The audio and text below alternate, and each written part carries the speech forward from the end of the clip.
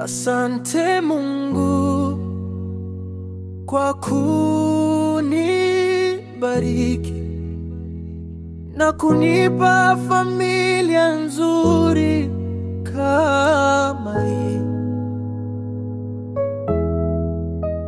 Umenifanya niwe na furaha kila siku ninapoangalia familia yangu na wapenda. I love my wife, I love my wife, I love my child, I love my family,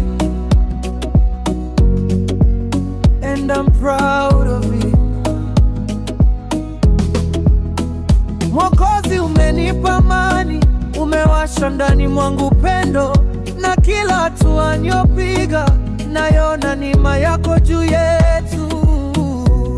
Asante Mungu kwa familia yangu, kwa baraka zako na kwa upendo usiokoma.